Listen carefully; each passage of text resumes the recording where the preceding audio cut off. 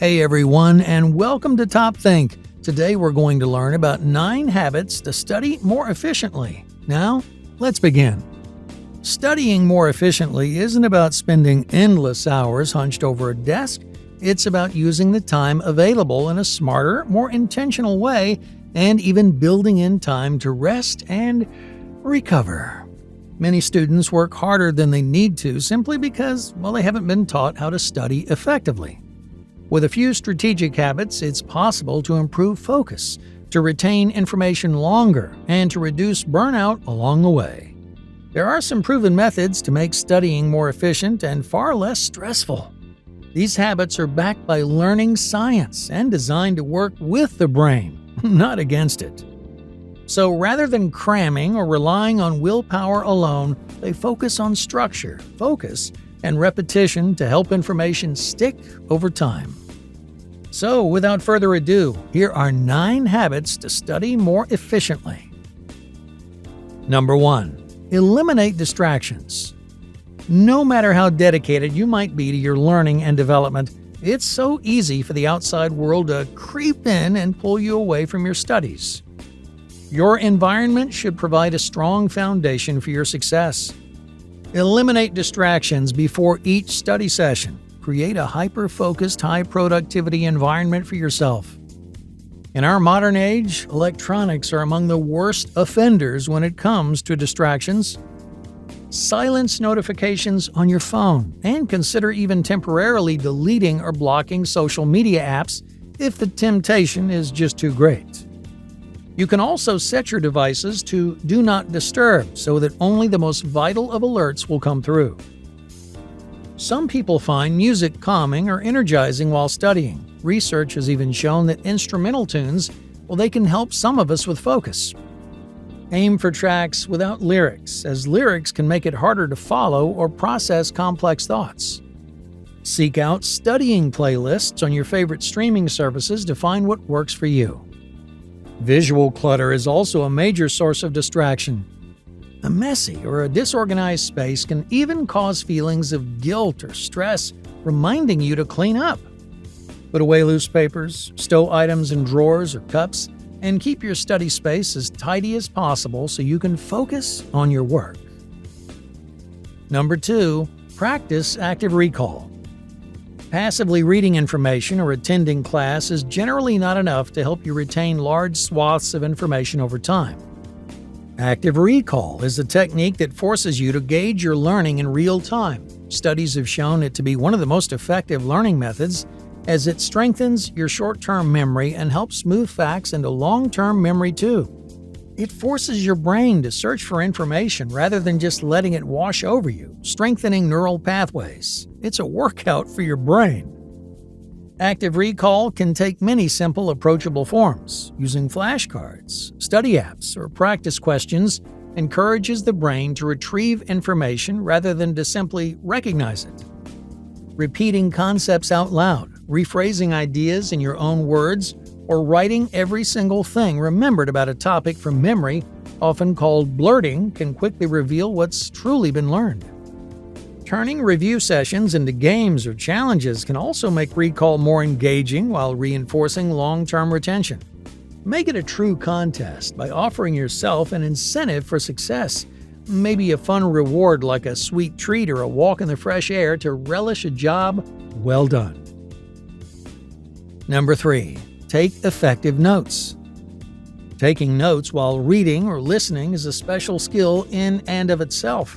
It might seem that the best note-takers are writing down everything, but that process can lead to burnout and overwhelm. So rather than simply transcribing, aim to synthesize information into your own words. Organize notes by subject, using headlines, bullet points, and even color coding to keep concepts distinct and easy to understand. The physical act of writing for some can really help reinforce learning. For others who have excellent visual memory, clear, color-coded notes can be a pathway to retention. Structured note-taking methods like the Cornell method or mind mapping can help organize information in a way that mirrors how the brain naturally connects ideas. The Cornell method divides each page into sections for main notes, cues or questions for active recall, and a brief summary, making review and self-testing easier. Mind mapping involves creating branches from one central topic, visually demonstrating how concepts and details intersect and relate. These systems help identify gaps in understanding and make revisiting material more efficient over time. Most importantly, notes should be reviewed regularly, rather than just filed away and forgotten, so the information stays active and accessible. Number 4, create a study schedule and stick to it. Approach studying just like you would attending class, going to work, or taking part in other regular activities that you enjoy, like sports or music. Create a schedule and stick to it. Develop a study routine that complements your existing commitments so it becomes a habit rather than a hassle. Having learning become a ritual makes it more ingrained. You might find your body and your brain become even more receptive to it over time. Building consistency is key. Time blocking, assigning specific tasks to set periods on a calendar, helps you treat study sessions like non-negotiable appointments and protect that time from last-minute plans or distractions. Over time, this regularity helps studying feel automatic rather than just something that requires constant motivation. It becomes second nature. Incorporating spaced repetition into the schedule can further improve retention. Spaced repetition is the practice of reviewing material at gradually increasing intervals to strengthen long-term memory and prevent forgetting. This approach makes study time more efficient and reduces the need for last-minute cramming, which has diminishing returns. Number 5, use the Pomodoro technique. When creating a study schedule, consider adding the Pomodoro technique into the mix. This is a focused time-blocking method that applies to various types of intellectual, administrative, or creative work, including studying. The Pomodoro technique helps you maintain stamina and focus over time by having you work in short bursts, followed by brief periods of rest and rejuvenation. Especially as an important test or event gets closer, the Pomodoro technique can help you make it through the home stretch. This technique typically involves working or studying in focused 25-minute intervals called Pomodoros, followed by a 5-minute break. Now, after completing 4 Pomodoros, you take a longer break of 15 to 30 minutes to rest and reset. This structured rhythm helps maintain concentration while preventing mental fatigue over longer study sessions. Not sure what to do with your mini break times? Well, here are some productive restful ideas. Listen to your favorite song. Do jumping jacks. Call a friend for a quick check-in. Do a crossword puzzle. Snuggle your dog or cat. And for the longer breaks, try taking a walk to get your blood pumping and enjoy the fresh air. You could even take a quick nap, but be sure to set your alarm. Number 6, try SQ3R when reading. Now, for some of us, it can be challenging to retain information from reading alone. And that's where the SQ3R studying technique comes in, also sometimes called SQRRR. Use this 5-step process while you read to help you break down, solidify, and retain information. It incorporates other techniques like active recall, note-taking, and time blocking into one effective process. Here are the steps of SQ3R for reading comprehension. First, survey. Don't read the entire book. Instead, skim the first chapter and take notes on standout features such as headings or tables. Second, question. Create some questions for yourself based on the notes that you hope to answer as you read. Third, read. This one's easy. You just read the chapter with your questions in mind. Fourth, recite.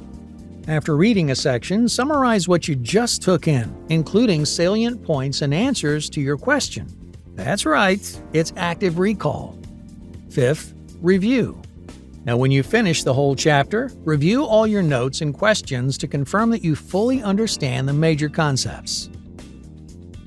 Number 7, use practice tests. Practice tests are a form of active recall, but they take it to the next level.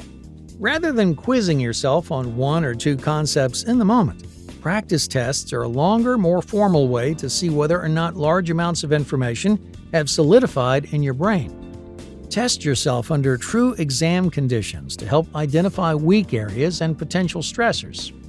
Practice tests help build mental stamina by training the brain to stay focused for the full length of an exam. They also make the testing process feel familiar, reducing anxiety by eliminating fear of the unknown. Over time, tests become just another part of the study routine rather than something intimidating or overwhelming. Test day will no longer feel like a major event to be feared, but a normal part of life. Number 8. Teach what you learn. Many experts suggest integrating the Feynman technique into your study practice.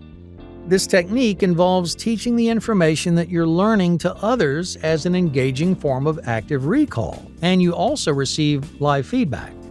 The process of explaining information to others who might not be familiar with it forces you to recall the information, to simplify it, to rephrase it, and to repeat it. Not only does the repetition solidify the info for you, but the process may also expose gaps in your own learning that you can identify for further studying later.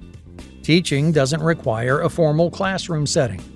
Explaining concepts to a study buddy, a small group, or even out loud to oneself can be just as effective. These interactions create accountability, encourage discussion, and often lead to deeper understanding through questions and clarification. Seek out a buddy in your class or find an online group that shares your interest and can become partners in your practice. You might also make a new friend. After all, you already have something in common. Number 9. Prioritize sleep. Staying up through the night to get in one more study session isn't doing you any favors. You function best when you're well rested. Sleep supports all of your body and brain functions, including critical thinking, focus, and stamina, all needed for study success. And most importantly, sleep is when your brain sorts information and forms memories. If you disrupt your circadian rhythms, you'll find it harder to retain information. Most people need between 7 and 9 hours of sleep each night to function at their best. Creating a cool, dark, and quiet sleep environment, along with winding down through relaxing, screen-free activities like reading or taking a warm bath, can make it easier to fall asleep and stay asleep. When sleep is treated as a priority rather than an afterthought, learning becomes more efficient and sustainable. Consistent quality rest builds the foundation for success, cultivating focus, memory, and resilience. Hey, thank you for watching TopThink, and be sure to subscribe because more incredible content is on the way.